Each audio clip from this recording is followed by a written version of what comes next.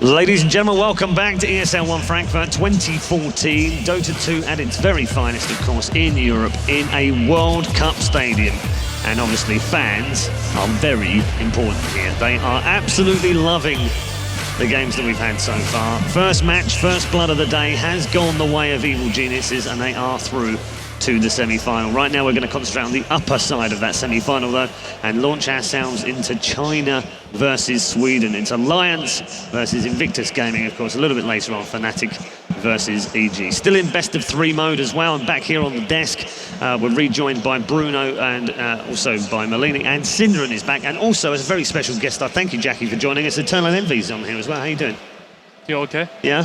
Excited for the game. Yeah? Are you a bit miserable after yesterday, or are you okay now? It's okay now. It's always just it's pretty tough, wasn't it? Yeah. It's a hard game. We lost, so. Yeah. Were you I mean, obviously disappointed by the way it all went down as well, because just it seemed like you guys got a bit frustrated towards the end and just went, no, we have to do something now. Well, we definitely had to do something. We had no glyph. So if they had buybacks on almost every hero, their Puck had a buyback, the Skeleton King had a buyback. So if we'd wait for them to revive, they would just 5-man hit or racks, all 5 of them will die, and then just buy back and wait at the throne. So we had to do something. All right, excited for the semi-finals though, at least? So you get to sit with us guys and chill with Synderen here? Yeah, I'm pretty excited. I've never done something like this before. That's good. Well, we're very happy to have you with us. Bruno. Yes. IG, seems like a long time ago that we saw them in the quarterfinals now. Yeah. But they were very good yesterday. I mean, the only game they lost was the game where Mouse Sports played amazingly well. Misery on that vein was something to remember forever. But IG, I still think they know what they need to do. They were the only teams that properly executed that super heavy, aggressive push lineup with the Pagna. And we'll see what happens with Alliance if they have an answer for that. Okay, well, let's take you through the 2 team lineups. First of all, Alliance. Wow, they're a lot. Yeah, it's all 10,000 of the crowd. Actually, when it said IG versus all earlier, it actually did mean the entire stadium as well. I'm sure they're going to get plenty of support, these 5 superstars from Alliance, coming through yesterday, of course, through their quarterfinal and into our semis. Invictus Gaming look like this. We are apparently Invictus Gaming. Yeah. We are. I want to be Juan. Can I be Juan? Juan Carlos. Yeah, he changed to being Spanish yesterday, didn't he? Yeah. There you go. Faith, Luo, Xuan, YYF, and Ferrari 430 lining up for Invictus Gaming. Of course, have flown a long way to get here. They lost their comrades in arms yesterday, Vichy Gaming, so they're now the lone survivors, and they really want to represent China well. You know, every time a Western team plays in China or a Chinese team plays in the Western scene, they always seem to overperform and do really, really well. So I'm really excited to see what IG will bring to this tournament so far. I'm sure they have more than one strat. Okay, Malini? I think IG played very good yesterday, but not spectacular, which is what I expected. I think out of the 4 quarterfinal matches, I expected that one to be the most lopsided, and it's actually 2-1, and IG was not very... They were kind of close to losing that last game, too. So normally, before and going into this tournament, I would have predicted them to win versus Alliance, but not today. Okay, yeah, actually, while we're on the subject of predictions, I'm going to put Eternal Envy on the spot. Jackie, who do you think? IG or Alliance? I think IG will win, but let me bring a little bit more about the Most Sports. Sure. In scrims, they're actually destroying everybody to the point where Bone Someone actually bet me money that Most Sports would win. And he bet me if IG wins, then he paid me 250. And if Most Sports wins, then I pay him 500.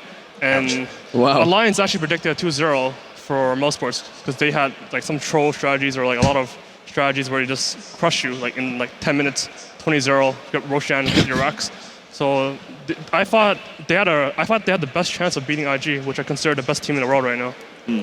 Okay. Do you think IG is better than Yumi? Well, I think. Well, first of all, they won WPC, and last time they met Newbie, they 2-0'd them. I think the previous time they 3-1 them. They 4-1 DK at WPC, and then they 3-1 them recently, and they 2-0'd them. And then I think they lost 1 series. Ladies and gentlemen, Statsman Jackie. He is actually going to replace you on this desk. You're going to have to go and play for Cloud9. Sorry, Bruno. That's actually a good spot to be. He's okay with that. Synderen, thoughts? Alliance? I'm going to say Alliance too. Yeah. I think IG has been playing amazingly as of late. I'm not so sure playstyle-wise how well IG will be dealing with Alliance's way of playing split push in particular. Okay. I think history says that Alliance, I think stat-wise they might have an advantage as well. I'm actually not sure about that, but just based on yesterday's games and the overall performance and the strategies, I would say no matter what, it's a 2-1. But I'm going to give Alliance the edge based on what we've seen so far in this tournament. Going into the tournament, I said Alliance, IG, and EG for me are the top 3 teams, and so far all of them have advanced. So now we're down to where I think, anything can happen. Okay. All the games will be close, that's Alliance. That's Melk-like predictions right there. It's almost 110%. I caught up to him. You did. He was wrong. Yeah. He said Navis. He was wrong. Tied for first place. Yes, it's the competition between these guys for the predictions medal or something. Don't forget, you can also play your part in the predictions as well. You can also win some prizes by going to esl-1.com and let us know who you think is going to win in both of the semi-finals. And obviously, we'll have the vote for the final up a little bit later on as well. All you need to do is click on the team you want to choose and make sure the tweet goes out there. And if you're feeling particularly lazy, and I am, just retweet people that have tweeted about the team that you want to win. That works as well. They also count. So, Paul, if you don't mind me, I want to ask something to Jackie because it's really relevant right now. When you went to WPCAs, Alliance actually played IG in the group stage, and IG won that game. Do you remember something of what happened there? I don't remember too much. I think it was a pretty long game, actually. It was. I think they had... all I remember is they had Luna. Are you testing him? Well, I'm really impressed. Like, every time I talk to him, and not even now, like, he always remembers that he has a photographic memory. He was going to come out with, like, it was 76 minutes and 32 seconds, Bruno. What do you want from me? Come on. I think they tried bottom support, which I don't think you should try against the Chinese teams because they're the ones that invented the bottom support. Chuan plays amazing in that. I think EGM was bottom support, and then I think after that game, S4 was like, fucking bottom support. Yeah. Okay. All right. Well, let's pick out a couple of players from both teams. Let's start with Alliance. Yesterday, Admiral Bulldog, we didn't really talk much about him, but he had a monster game. He was amazing. When we give him the Nature's Prophet, and it's funny because this guy became popular not because of that hero, but rather Lone Druid. Lone Druid not so hot in the metagame right now, but you give him Nature's Prophet, he goes for that Blink Dagger that he loves, he goes for the Orchid and just makes things happen. Yeah. The other player that we want to single out on Alliance, I don't know whether you have any thoughts on this Eternal Envy, but I'll be very interested in him. Enter God Mode, EGM. We haven't really talked about him yesterday either, but what are your thoughts? Well, he's doing the drafts right now. I think S4 is going to do the drafts for TI, but right now they actually want to mix things up. So before TIs, they're not that studied. They're actually aiming everything for TI. Of course, they're still trying really hard for his tournament, but EGM, I think he drafted before as well. They kept switching over and over again, but S4 is still their main drafter, but EGM's drafting now. And obviously, since he's a drafter, like his team trusts him. Yeah, so I mean, back in April, Bruno, he said in an interview with you at Dream League that even Admiral Bulldog was doing drafting. So they're quite happy. They seem quite flexible. Is that just the strength in depth that they've got in the team? At some time they were experimenting. If you remember earlier this year, Alliance was not doing so well. Just they had a little slump after TA3 and they were, okay, what can we change? Of course the team was really solid overall, but changing the draft might have made sense, so everyone had a try and EGM was probably the most solid of all 5. Yeah, I mean, I've got some quotes here. Loda said, we need to improve our movement, we need to be less predictable, and we still need to work on communication. That's a lot of work. Yeah, but for again, a team that are doing really well. I mean, I'm sure that if you talk to Jackie or any pro player in the scene, you can find 3 or 4 teams that you can improve as a team. No matter how good you are, there's always things to improve. The funny thing about Lions is that they spent the whole year trying to get something new. Yeah. And then they're like, no, screw it. Back to Furrown, back to West, back to Sven. Going back to our old ways. Let's pick Puck Storm every game for S4. Yeah. And they're winning. You know they're going to pick West, you know they're going to pick Tree, but you have to ban the Batrider, you have to ban the Lycan and stuff, and so you're stuck playing against those heroes and then hope you win. Okay, Invictus Gaming, the 2 players that we picked out to highlight. First of all, Cinder and Faith. He is one of the best drafters I think we've had for a very long time. He drafted for IG all the way from TI2 till now, I think. Was he out of the team for a short while and came back? Was that the story, or was he one of the players that stayed? True. I think he was out for a short while, came back. Because IG were not doing too well and they brought back Faith and it really upgraded their game again with his drafting. So as far as individual play, I wouldn't say he has really tough competition in China because there's so many amazing support players in China. So I wouldn't put him as one of the best support players in his role, but he is arguably the best drafter, I think. IG right now is, in my opinion, one of the best drafting teams in the world. Definitely the best in China, I would say. So a lot of it can be attributed to Faith, and he doesn't mind playing a sacrificial role as well in the game, which I really admire. Some supports are really good at realizing that, okay, you can make some sacrifices that are for the greater good. Sometimes Faith deliberately exposes himself to set up a good fight or make something that would look like a bad play, but it turns out well for IG. So I would be looking for that in Faith in every game. He's often bottom of the net worth, but still has a very high impact with his decision in the game. Yeah, that's one of the beauties of the game. I'm finding out myself as we're going through these games. The other man we're going to look at, Mulaney, is Luo. Luo, ex-member of Rattlesnake and newest addition to IG. He was the most questionable person on the team. Back a few months ago, everyone was like, this guy's playing carry, and they're like, Manzo was so much better. As Starladder, he had some questionable games, but now he's really solidified his carry role on the team, and they actually play well around him. He's one of the more unconventional players, I'd say, but he still plays very standard and great anti-mage and other heroes. Okay, is it composition that's important in this matchup, or is it a single particular player that you would highlight as a danger for one or other of your teams? I always have to highlight Ferrari. I think he's one of the best mids in the world, and S4 is also one of the best mids in the world. So it's really interesting. They don't play similar at all. Talking about IG though, like I actually feel like individual skill-wise they're weaker than Newbie and DK, but they're TI champions. And when we played them at WPC, we realized they were definitely TI champions because the way they drafted, the way they played, just made us choke. Like I've never seen a draft like that where they actually never banned a hero for 20 games straight, and that was the first hero they banned.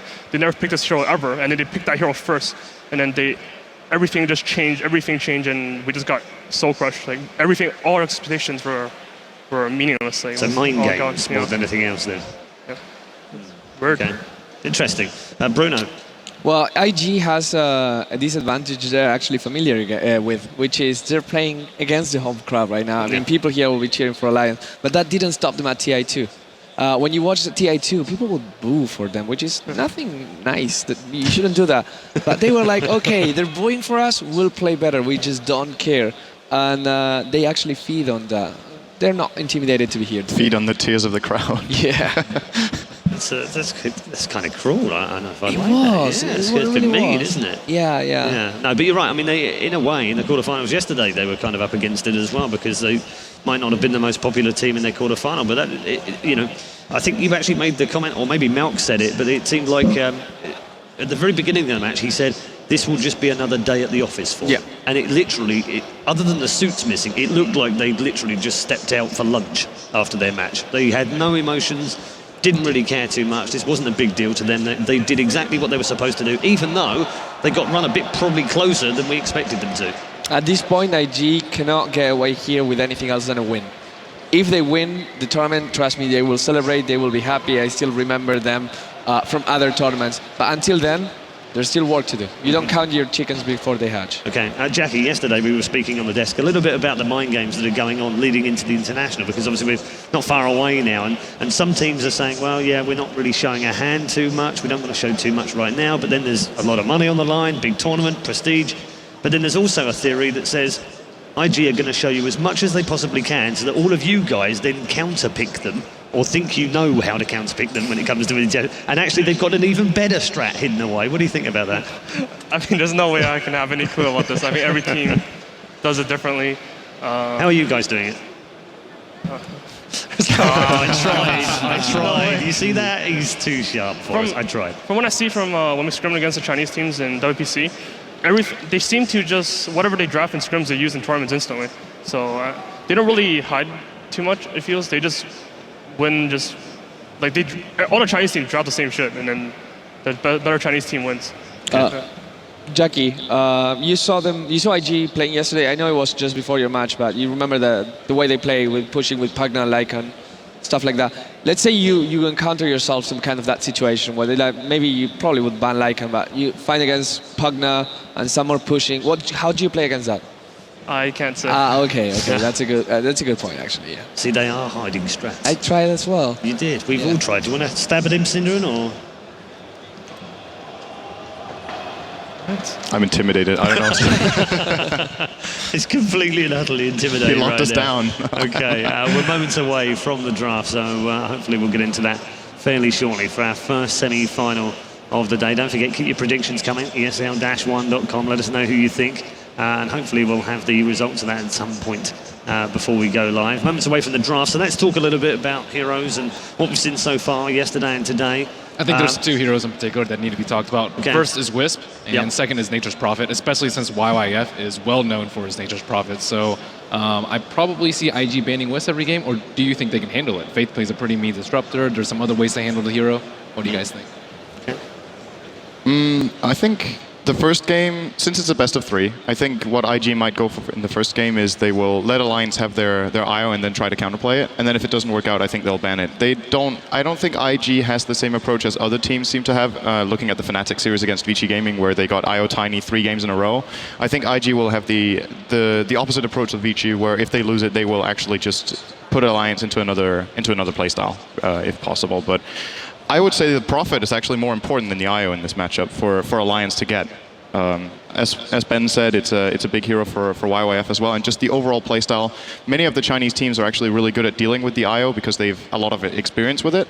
And I think IG is one of them. Like you said, Disruptor, one of the heroes that they could pull out. Maybe they pull out an Enigma. Maybe Chuan plays a great defensive Earthshaker, which we've seen in the tournament as well. So I think they have the solutions for it.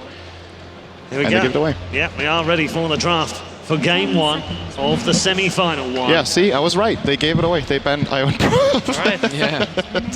And already the predictions have come true. Excellent. Just a couple of stats for you as well while we're running into this one. And then what about Batrider now, too? Batrider's the third Yeah. hero. Yeah. I would say is most I wouldn't be noteworthy. surprised if Alliance bans Batrider right now. I mean, they're not scared of giving Lycan away since IG is playing Radiant and they don't seem to favor that hero. But you know, another hero that I'm actually looking forward to see from IG is going to be the Invoker. I mean, it's obvious speaking about Ferrari's Invoker, which is really, really good. But also Luo has been played, and sometimes Ferrari plays the Ember Spirit or plays some other hero that has like a little bit more carry potential, and they give that Invoker to Luo, which he's been 8-1 with it. Yeah, and Invoker right now, 15 wins, 3 losses in the latest patch just for IG. Yeah, they're really, really That's good at that hero. ruthless. But yeah, they decided to actually ban the Lycan, and they gave IG the Doom. Jackie, Batrider, huh? Jackie, when I talked to you at Dream League, you said, I asked you, what did we learn from WPCAs? And you said that Doom was OP. And they really like that hero. Why did they like the hero so much? Well, he has an ultimate that ruins Dota for 12 seconds, and I mean, it ruins it till you respawn because you're probably dead. Yeah. So, he's extremely tanky, farms extremely well. But do you think that, for example, you just like pick 2 cores or like pick Enigma and Tide Hunter or stuff like that, and then suddenly Doom is not that great? Well, I think Tide actually gets countered by Doom because he just dooms your Tide and you can't cast your ultimate. You can put your Tide on support, but then it's not as effective. And even if you have 2-3 cores, you just buy Refresh Orb and then 2 cores are gone. So it's definitely a really good hero. I'm not sure if it's better than Batrider though. Okay. Batrider on S4. I think that's the first one we've seen. Yes, Yes, you are correct. it is. You are correct. First one we've seen at the weekend. There's been a few games where it was, or it's been banned in the majority of the has been games. banned, And there's yeah. been a few games where it was completely ignored, or Yes. just went through the pool. Yeah. And I'm expecting this from IG. In recent Chinese games, Batrider gets very low priority. There's been like 5 or 6 games in a row where it just went through in the finals that that Jackie was talking about. The DK and IG are just going away from that hero completely. But Yeah. Alliance, they are maybe the best team. I in think the for world. IG, that's Bruno, 6-1 Yeah. on Batrider. Right That's now what I was for Alliance. checking. You were, weren't you? I know you were. Yeah, I was exactly there as well. Yeah, you know, I mean, of all the people you can give Batrider, S4 is one of the ones that scare me the most. Yeah, because he knows that hero like back and forth. You can't give that away to Alliance. Or No, you have to no. get something good in return. But I actually think Doom hasn't had that much success in this tournament. I remember Vici running it versus Wisp Tiny, lost. We saw Navi try and run Navi it versus tried it with, yeah, VG. didn't really work that much. And but usually just everyone gets so much farm that if you Doom a target, I mean, there's 4 other heroes to Yeah. worry about. now they get the Ember Spirit, and it's going to be a Ferrari Ember Spirit, and that's also one of his best heroes. He's 8-1 with him, executing beautifully, and I think he doesn't go Vanguard. Oh my god. Shots fired. Fata? Yeah, he went Vanguard in that game. But they got the Rubik as the first response against the Doom. So maybe if, like Jackie says, Doom is an annoying hero, he removes Dota for 12 seconds, well, then you get a hero that steals the removal of Dota, and then maybe the game crashes because it's just completely gone. You put it back It's in. really hard, though. We Oh, you suddenly put it go- back in. we The suddenly- game lags until he puts it on someone and then it's back. Yeah, it Yeah. suddenly becomes Half-Life 3. It's one of the hardest spells in the game to steal though, because you have Scorch Earth.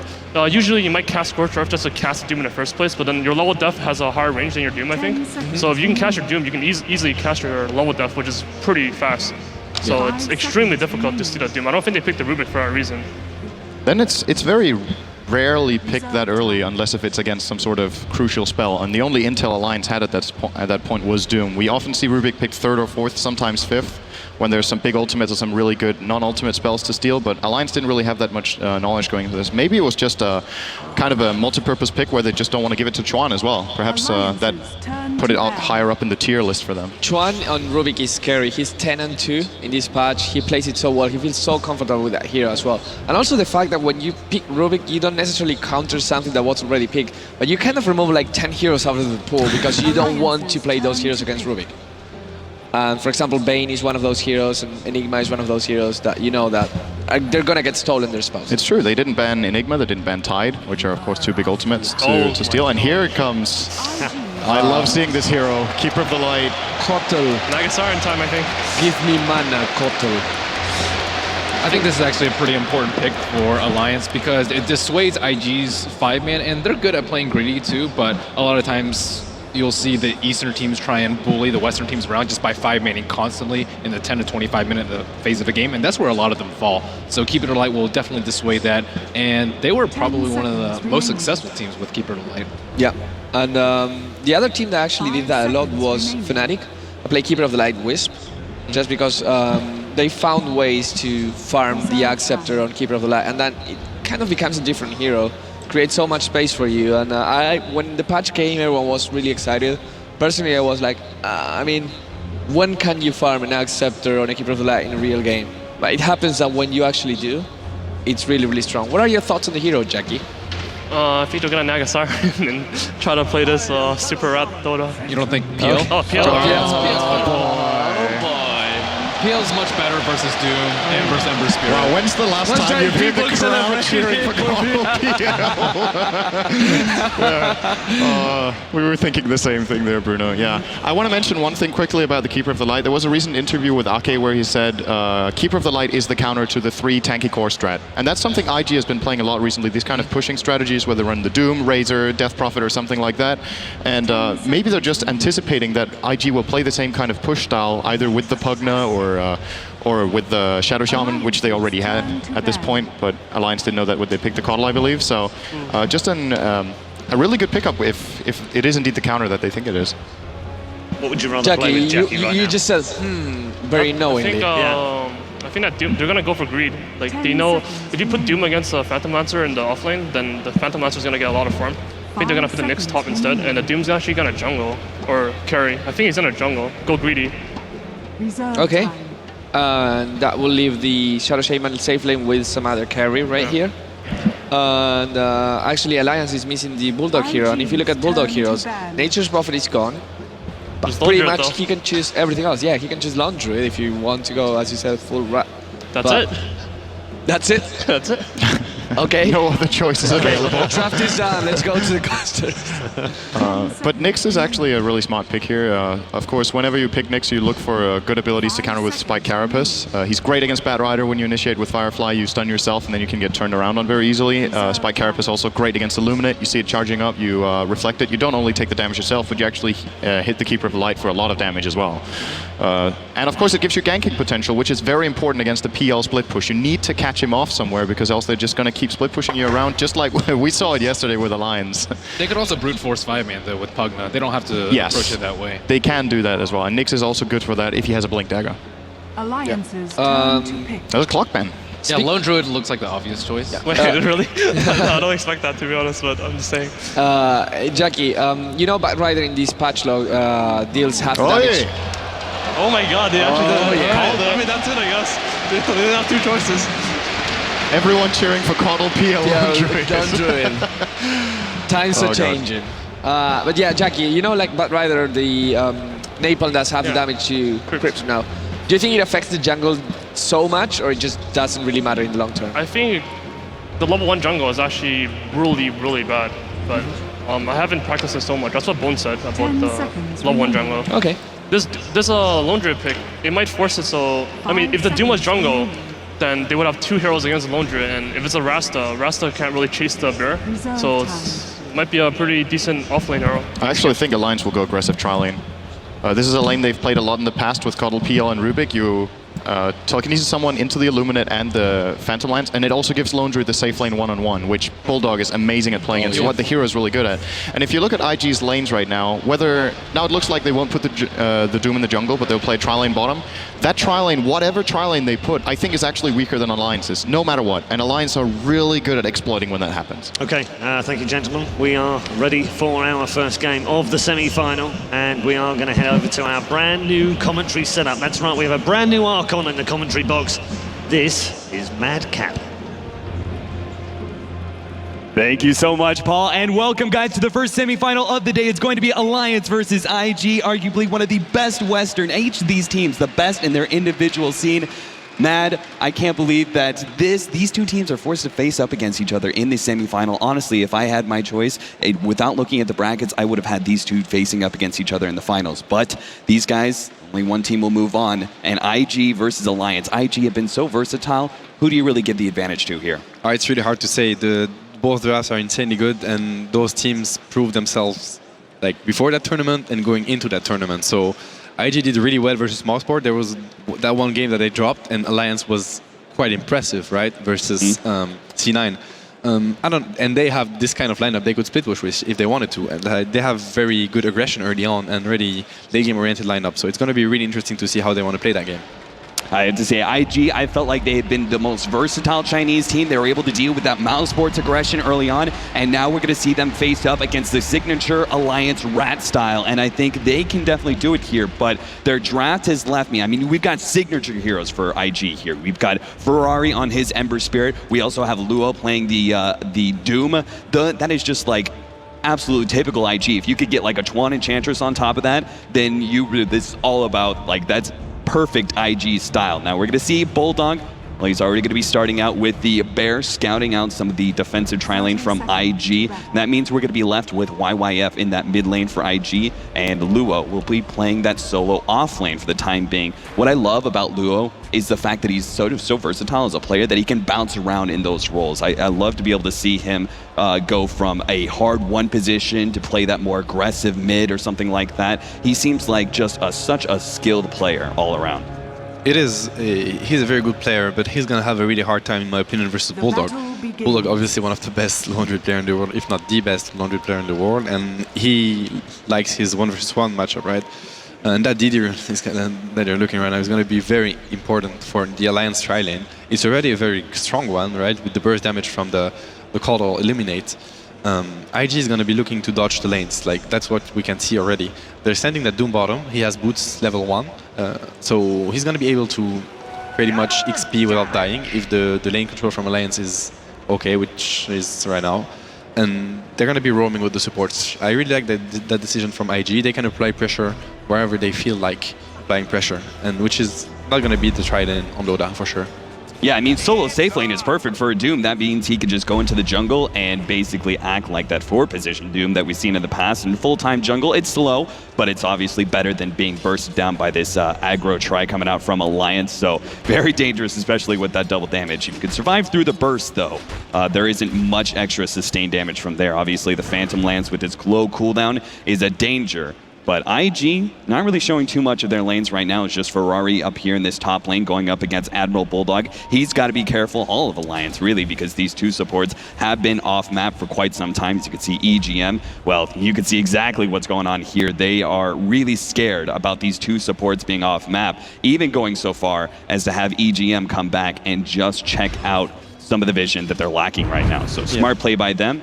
That just leaves the two heroes at the bottom lane now. Very interesting decision from EGM to protect the courier for S4. I like this. When the supports are roaming in your part of the map, you want to make sure the ball arrives to the mid laner and the courier doesn't die. So there's one thing that's worth mentioning, though. It's like, if there's one player you don't want to try to gank, it's Bulldog. He plays so cautious. You will never catch him off guard. Like, he's scouting with the Treants, with his Spirit Bear, and he will never get killed unless he really can't do anything about it. So they will have to dive really far into the tower, but you can see that EGM is already, hanging around the Bulldog lane to make sure they can't really overextend.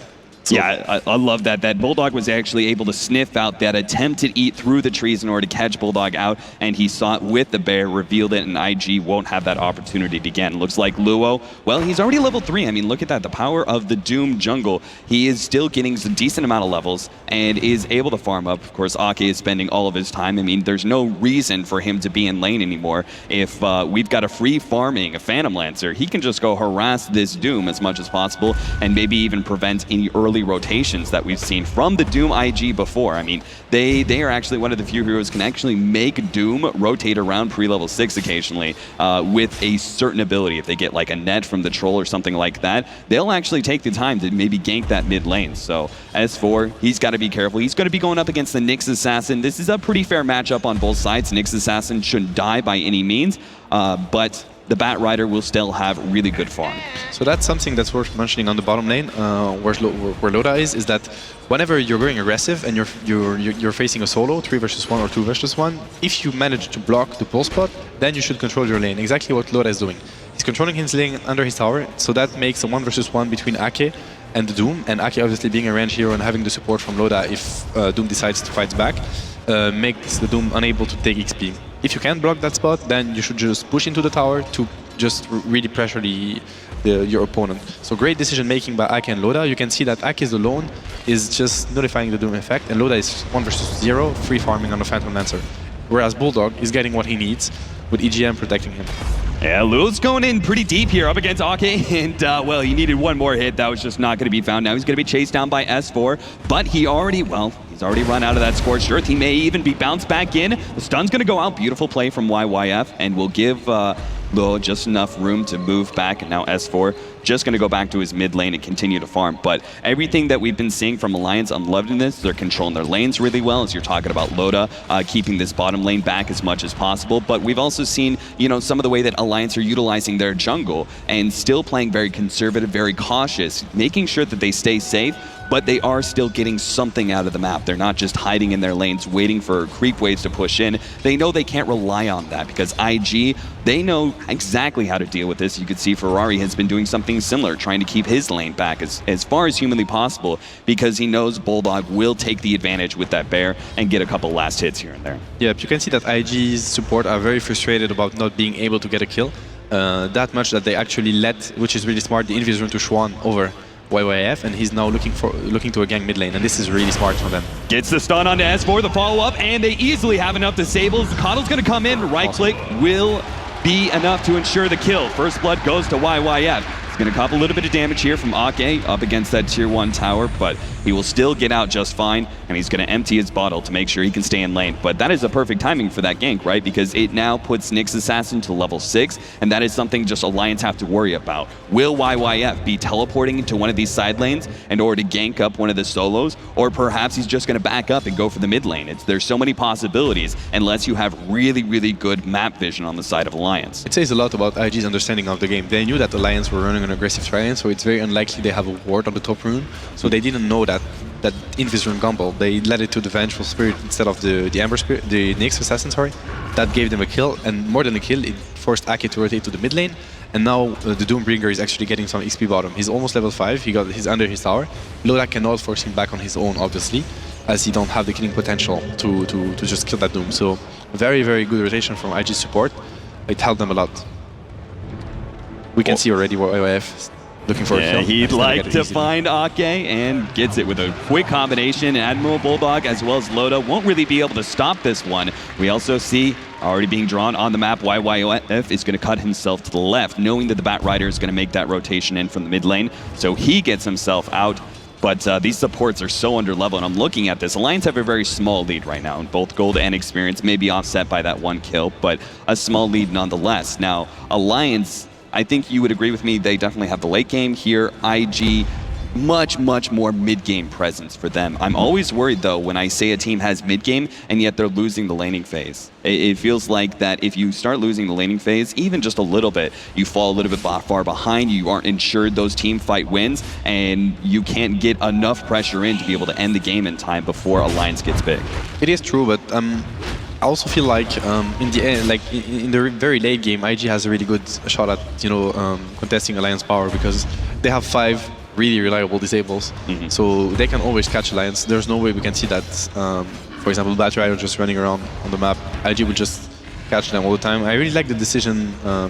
They had, you can see that Schwan is smoke on the top lane. They're looking for Loda. Excellent gank from YYF. He will lead with the Vendetta, follow-up stuns, and easily picks him off. 3-0 in favor of IG, as YYF's Nyx Assassin in the mid lane has turned this advantage into a big one for IG as they control more of the map. These solos getting picked off left and right. The only one who hasn't so far has been Admiral Bulldog. This is, in my opinion, the best way to play Nyx Assassin. Whenever he's 6, he's just roaming the map all the time, applying both active and passive pressure, because whenever he's mything, 3 lanes are scared, right? And they're diving once again. Yeah, okay, well, he's going to be telekinesis, but they still easily have enough stuns without YYF providing any extra damage. Loda's going to come in and try and stop Ferrari, but Ferrari throws out that extra bit of magic shield and throws as much magic damage as he can onto Loda, but here comes the Bat Rider, already being slowed up. Ferrari, he may pay for all 3 of those remnants that he threw out. Goes down, Chuan will get picked off as well. S4's rotation, the defensive play from Alliance successfully gets them another 2 against IG's aggression. This is classic Loda build on Phantom Lancer to get boots into jumps directly, and that jump shot actually gave them a kill on Ferrari. I really like this decision from Loda not to hesitate using that item. You can see sometimes they're holding on their chargers. It's not always worth it, so very good decision making by Loda on that move. And again, X is going to go. S4, Vendetta is going to come in. YYF will provide the additional stun. They don't have anything else, but S4 will still fall to the burst damage from Faith, who now picks up his level 6. And now they've got some pushing power to be able to take some control. And they're going to throw it down, try and take this middle tier 1 tower, arguably the most important for Alliance. YYF is playing amazingly. He gave, I don't know, like 4 kills to the 2 supports, like assists or kills. You can see that the Rasta, that was really, really low, under-leveled, he's now catching up, more than catching up, because Alliance's support are level 4, whereas Faith is now level 6, and Schwan is almost level 4.5. So that's really good. It's looking really good for IG so far. Yeah, they intentionally spent a lot of their time. Well, hold on, Ferrari's going to move forward. The telekinesis can stop him, but he always has a remnant to jump to. Yep. And that is the one downside, is these 2 supports, their combination, while they do have a lot of damage between them, they only have the 1 disabled telekinesis, and I just don't think that's going to be enough. As you could see, Ferrari, he was willing to play pretty aggressive out there, knowing that even if they did try and wrap around, he would survive. And that just means more room for Luo, who's now farming up 1v1 up against Admiral Bulldog. He's level 8 right now, did go for that Hand of Midas build. We were talking about this during the lobby, actually. You said you felt like the Doom Midas build was actually a very greedy idea in general. It is very greedy, but very effective. You can see that Doom would be a force recon, but that's for, like, he's going to be maxed out pretty much 35-40 minutes into the game, no matter what happens, except that they get crushed, which is far from being the case right now. So Luo is he's gonna have a good game, that's for sure. He got a really good timing on the Midas, considering he got shut down the 5 first minutes. So it's gonna be interesting to see what items he chose to go versus alliances. The item chose on Doom will basically give us a crucial information on how IG is looking to play that game. Whether they want to be aggressive. S4, another smoke. Oh no, he missed the air spike, and that may mean S4 could get out of this. He holds up on the cliff, and they see a gigantic stack here, but S4 has already thrown in a lot. Nice. They're going to commit the wards just to be able to take this, and with the splash damage, they should hold a lot. At the very least, they'll grab a lot of experience, even if S4 gets the ticks.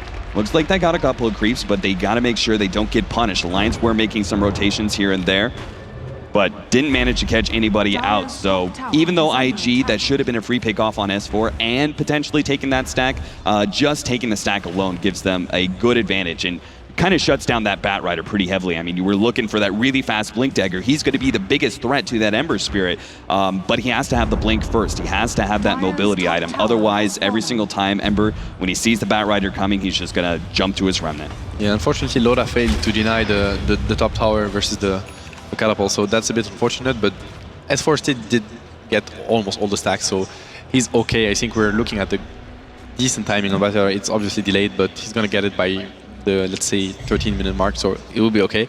What's more worth mentioning is that Rasta has a dagger before the Battle Rider does, and that surprise effect on the Rasta dagger will hurt the Alliance quite a lot, I think, because that's a second way of initiating on Alliance. Yeah, we're gonna get a dagger on Nyx also very soon, so we're looking at a very aggressive style from IG very soon. Alliance is in trouble. Now, building onto that, if we're going to be seeing mass blink daggers coming out, do you think that maybe the Doom should get one as well, or just the 2 initiators from IG is enough for them? Yes. And have Doom build into a more core position? Exactly. It is completely enough. We need Doom to be able to tank for the team, so either a pipe or Shiva's guard, anything. Yeah. Oh, okay. That poor support just gets blown up from the 2 nukes of the Shadow Shaman as well as the Vengeful Spirit. And Alliance, they do see what's happening here. Stun's going to come out. EGM, he may fall. Is Chuan. There goes Ferrari, finishing him off. Faith is getting low. Flame Break going to be able to ensure that kill as the last hit comes in. Loda, well, he was dusted up. He's going to immediately back himself away. Admiral Bulldog was doomed before he teleported in. And Ferrari, does he have a remnant to be able to jump to here? He's got 1, jumps away. He knew he was safe the whole entire time. Knew there was going to be no extra disables. So Luo, I mean, blowing the Doom there seems like kind of a jump maneuver. He just wanted to give his team any sort of advantage he could. But they forced the Admiral Bulldog to the top lane, didn't get a clear advantage out of it. And that means Luo is going to be the only hero farming this bottom lane on either side. Yeah, that was really awkward because the Doom obviously canceled the TP, but maybe the animation was at the very last millisecond, and he could TP regardless. So that was a good news for him. S4 held up. Excellent use of the spike carapace to be able to hold S4 to land that Earth Spike. And now with a follow-up stun from Chuan, should be able to get it, maybe not. S4, now there goes the chains. That's going to be enough tick damage to be able to take him down. Ferrari, he should be fine up against Admiral Bulldog. Again, just not enough damage. Whether it's the hold, whether it's enough burst damage, Alliance just don't have enough in general. And that's why they're trying to draw this game out so much. Luo, Alliance are hunting him right now. They do see him here as Luo trying to make himself out with the Scorched Earth, but he doesn't have it anymore. He's going to be slowed up, and Loda will find a kill. Finally, Alliance get a little bit of revenge up against this Chinese aggression. Good map awareness from Loda. He did get the mech. I mean, he bought the mech before he died, so he didn't lose that much gold. I really like the mech decision. They're going to be looking to play super aggressive. They have now 2 Blink Daggers, both on Rasta and Nyx. They have the mech on Doom, so Alliance can't really deal enough damage versus them. They can outpush, of course, with the Firefly, the Rubik Nuke, and the Wave from the Coddle, but I'm afraid it's not going to be enough right now. They need more items to be able to fight IG back. So let's see how they want to play that. They can also try to sneak Roche at one point with the Syllaber from Bulldog. This is something he used to do a lot. So let's see if they want to try this. Well, if you're talking about them not being able to fight IG, in which case we're hoping then Alliance just go for pickoffs and split push constantly, but that is just not going to happen.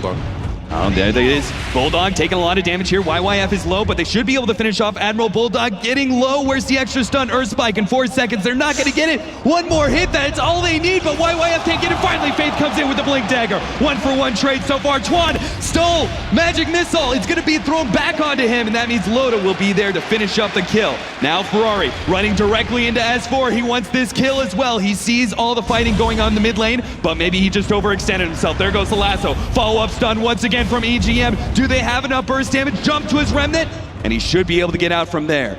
No additional long-range disables will catch him out. Things that right now, Ake he has not enough levels to get the mana leak. But once he gets that spell, it's going to be really annoying to Ferrari, for Ferrari, because Ember Spirit doesn't have that much mana. He's always able to escape thanks to his remnant, but that's not going to be the case for too long when Ake gets some levels. So very good trade for Alliance, very awesome micro by Bulldog once again. He's actually catching up quite a lot on that Syllaber, and finally the Battlefighter Dagger. This is going to change a lot for Alliance. Oh, Ferrari, he almost stumbled right into Loda, who was sitting very low there farming up the neutrals, but without any extra vision to be able to reveal, Ferrari's just going to have to back himself away. And I want to build on something you said very early on. Hold up, they're going to go for Admiral Bulldog's bear here. They're willing to just take it down as soon as possible. I love this too, man, especially with the gold increase. 300 gold is going to go the way of the Shadow Shaman, and that is perfect for him because he would love maybe some extra mobility items. He has no resummon, so that was an awesome call by IG. So now they're looking to fight without the serial bear, but also without the Rasa ward.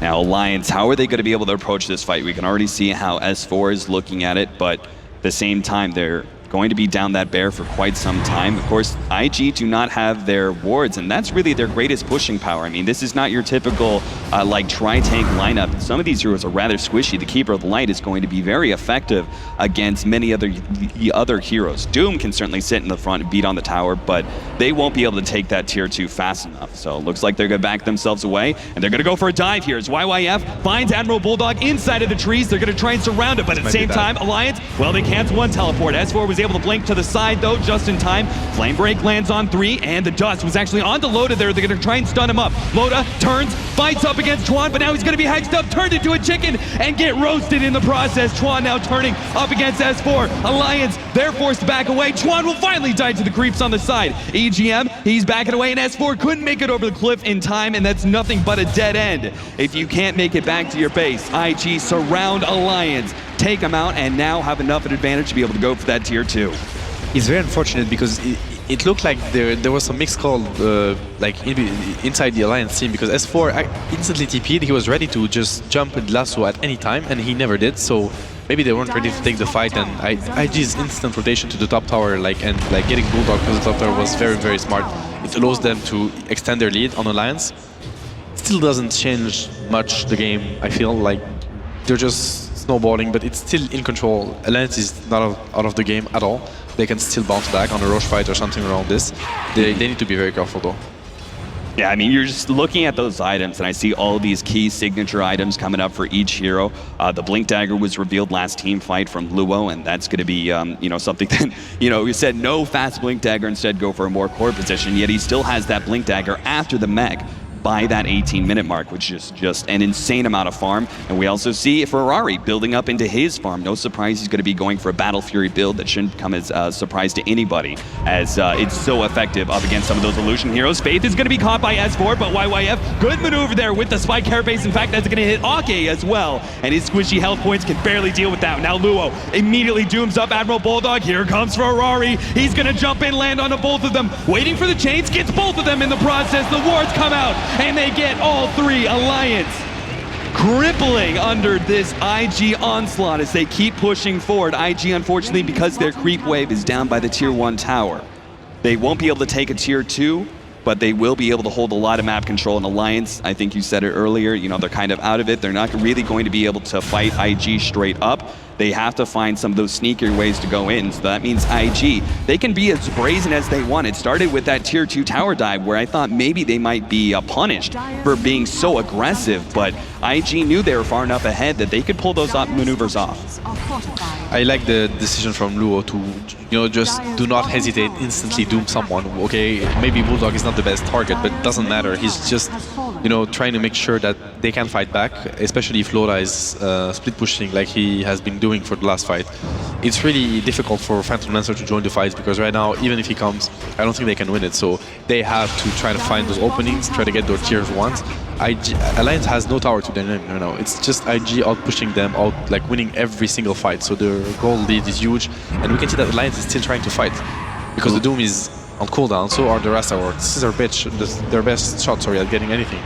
We're going to slow up on Chuan, and we're going to have Luo jumped on, but Chuan immediately cancels that with a good swap. Now here comes the Dust, Load on the side. He's not getting too aggressive. Sitting back, throwing out his spears. Admiral Bulldog will be the frontliner for this fight as he keeps on going his Maelstrom, ripping through IG members left and right. He's going to go for a third one, but this one's a mount match. Ferrari turns, kills him. Already getting 2 hero kills, wants to be able to find another one. Sleight of Fist, and the chains are up in a second.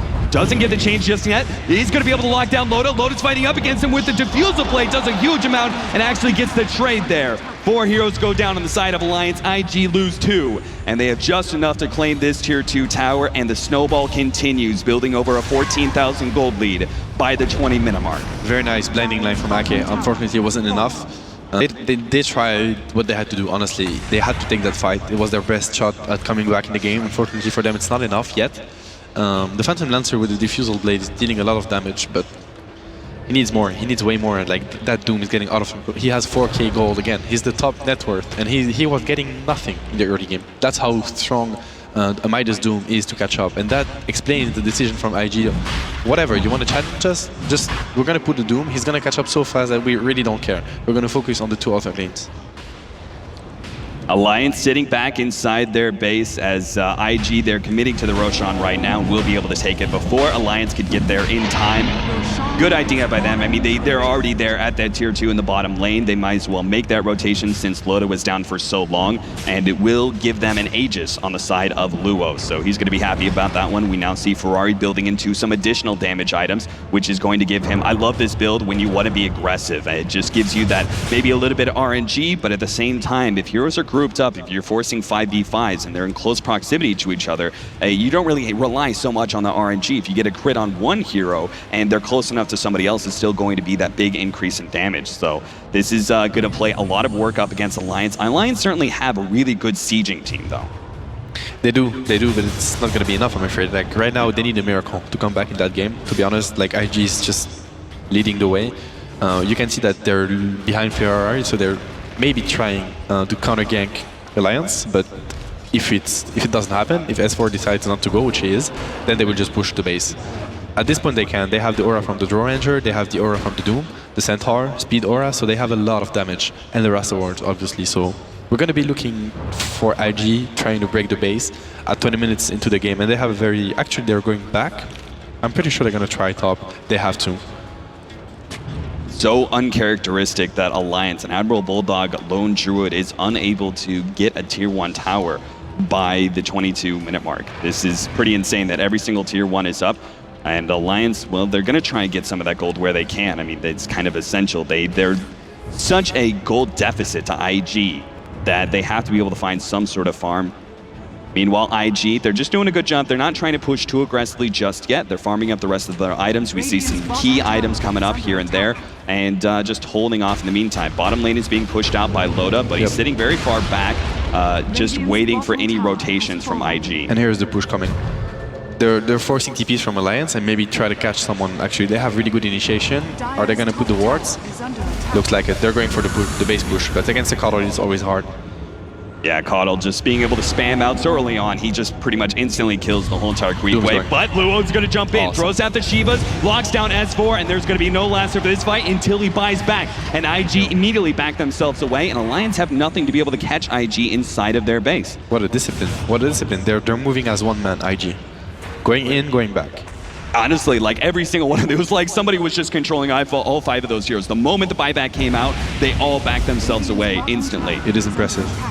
And Luo gonna jump in once again. Doom's up S4, and there will be no lasso for this fight. EGM taken out as well. Admiral Bulldog running ahead of that Shiva, still gets clipped by the slow, and the swap will put him in a terrible position, surrounded by 5 heroes. Luo getting low, Loda, he sees a lot of squishy heroes. He wants to be able to finish off some of these supports. Aegis is already down for Luo, but he's gonna come back in good fighting shape. The rest of his team, though, not looking as healthy. Ferrari jumping outside of the base. Ake's gonna burn out as Luo moves forward this time. Double stun coming out from YYF. Excellent reinitiation, and that's going to be able to catch out Loda, and that just might be the GG. Loda slowing down S4, and will be able to finish him off with a couple of right clicks. Telekinesis will stop him. EGM risking his life just to be able to save his ally, and Luo actually gets caught out inside of all these towers.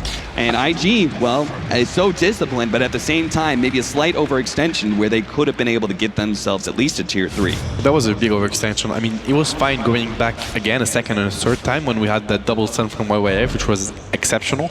But then they had to go back. I mean, when the Doom and Battery are basically over, you need to go back because they have the lasso that they can use, obviously, and he's like, they forgot about S4. They were like, he's Doom, but it's not gonna last for 30 seconds, right? So he was just stacking the palm on them. You could see Luo just not being able to escape anymore. So great play from S4, just like keeping his calm and trying to stack the napalms and not like waiting the end of IG's momentum, basically.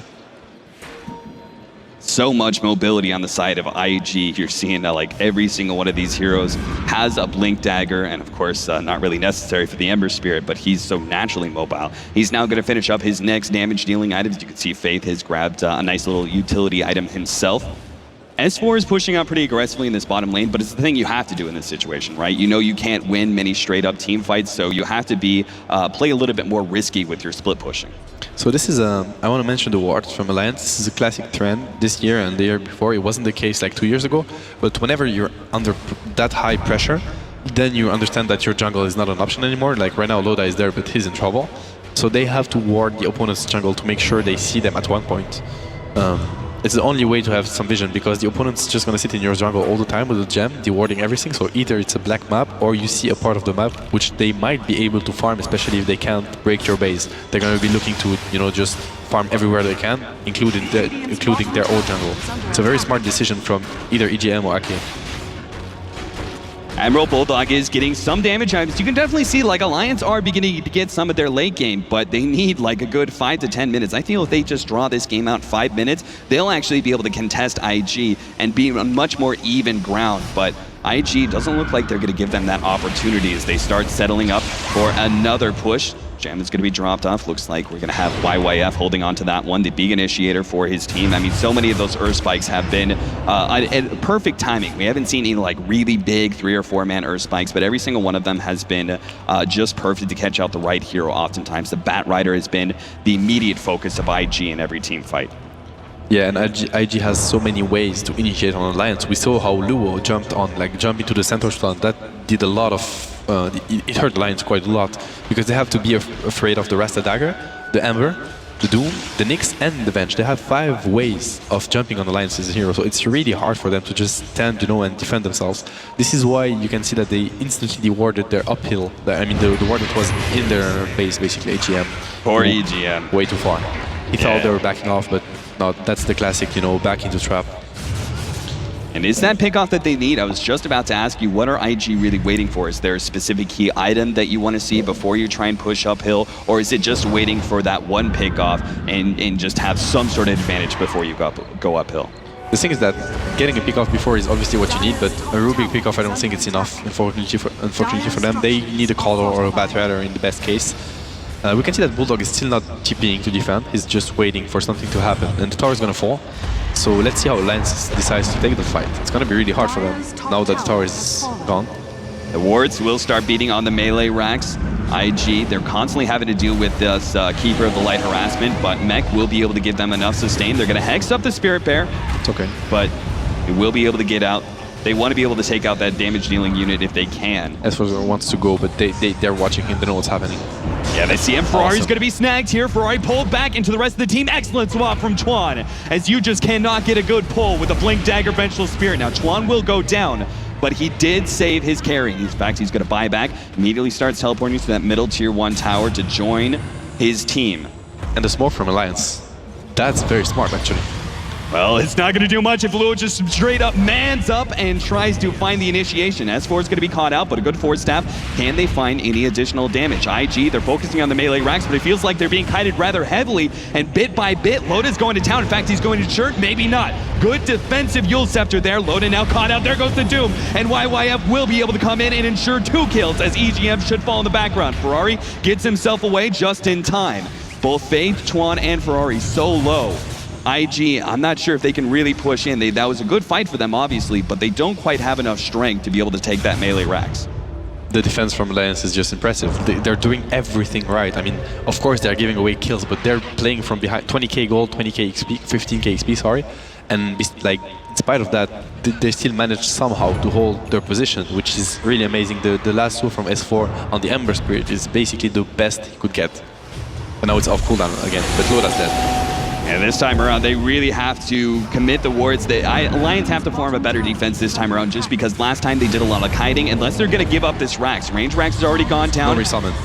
Oh, IG cannot afford to lose this bear. YYF moving pretty forward there, and the melee Rax will go down. EGM taking a big crit, and with the wards, that's going to be the last little bit of damage they need. YYF and the rest of his guys backing themselves up, contenting themselves with just the 1 set of racks. That Ember Spirit is starting to really hurt. He got the Daedalus into like the Battlefield into it. Oh, Loda is into a huge troll. Yeah, they have a gem too, so there's no escape for Loda right now. He does already. Oh, Yule Scepter goes off. They're going to hold him in place, surround him, and try and get. Oh man, that big crit from Ferrari. 949 damage, unbelievable. Admiral Bulldog's going to be next up on the menu as IG picking off not even an extra set of racks there. Alliance just called the GG straight out. 31 minutes in, they realized with just a set of racks and a lost team fight inside their own base, there's nothing more they could really do. Incredible performance by IG, just incredible. It was a perfect game from them. I would really choose pick YYF as the MVP for that game. He did the early game and his counter initiation was just awesome. Absolutely. I mean, there are rare times you see a Nyx assassin move around the map and that be that effective, because oftentimes that level 1 vendetta is just not enough time to find those openings. But YYF, very good map awareness and very good game sense that he was able to always find those openings just in time. So I have to give my hats off to YYF. But Alliance, certainly a strong enough team to fight back in game 2. Oh, yeah. We'll see what the analysts have to say about that. Thank you very much, guys. Yeah, so game 1, clinical efficiency from the Chinese, I think we'd have to say there. Your thoughts, Eternal Envy? Just straightforward, easy? I really hated Alliance's picks. I felt like they picked a lineup that supposedly goes late game, but they're actually banking on their early game because they had to snowball off the lanes to win that game. They actually don't win. If IG wins the early game, you're just done. You can't do anything against that lineup. Do you think there was a lack of respect for the current meta in those picks? Was it just more comfort picks for them? I think they just tunnel visioned how they were going to dominate the lanes, and then, we dominate the lanes and we have PL for late game, like we got this, and then they didn't dominate any lanes. And like when you have a sacked Doombringer and a sacked Lone Druid, the Doombringer is going to do way more than the Lone Druid. And also the Doombringer got really lucky. He got a Troll Creep level 1, so he farmed pretty well. And when you go even against a Lone Druid farm, they're just going to destroy the Lone Druid. And you weren't particularly happy with some of the play that we saw early on in the game either. Talk us why.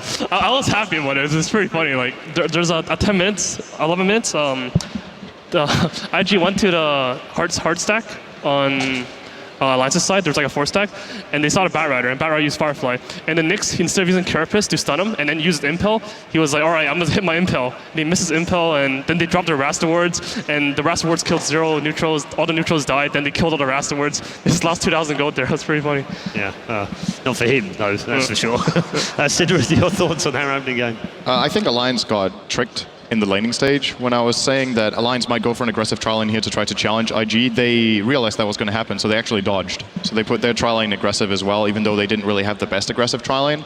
But they figured Alliance out. They knew Alliance were going to go for it, and I just think IG got off to a really good start by figuring out their opponent. So that's a really big deal. Bruno, your thoughts on this game? Because to me, as the noob sitting here, it just seemed, I look at it and I just go, yeah, these guys are they're just kind of going through the motions again. This is the same as we saw in the quarterfinals. They're just very clinical, very efficient, great decision making, just picking what they need to do, not taking any risks, and it just works. You know what you have to take from that team, and this is when you realize that IG is actually like a little bit next level. They were pushing this top lane. They were just pushing. No fights were going on. Suddenly, the Vengeful Spirit, the lowest of the supports, gets picked off. Immediately buys back. There was not a team fight, not a situation. It was just IG knowing this is our time, not 2 minutes from now, not later. We buy back on the Vengeful Spirit, even if it really doesn't mean anything, because there's no team fight going on, because we want to push, we want to fight now. They took that after team fight, just immediately after that, and they end up winning the game. Yeah, Malini, your thoughts? Well, I unfortunately didn't have the pleasure of watching the game. I was going to ask where you were, because unfortunately you were back a bit late. What have you been doing? I was doing an interview. Oh, were you? Okay, yeah. It's actually my fault. I was supposed to get him, but I take the blame for it. It's my bad, Ben. It's all Sin's fault. Because people outside obviously they think that we just sit here and enjoy ourselves and watch the games, but we're actually all off doing stuff as well. There's other stuff to do here. Lots of people pulling everyone in the right. So what have you actually been doing? What interview you just did? Navi was trying to do article about the history of Dota. So okay, that's cool. Since I've been around the scene for a really long time, they asked me, oh, what about Dota 1, Dota 2, etc. Yeah, you're almost as old as I am. Yeah, I am. So 95?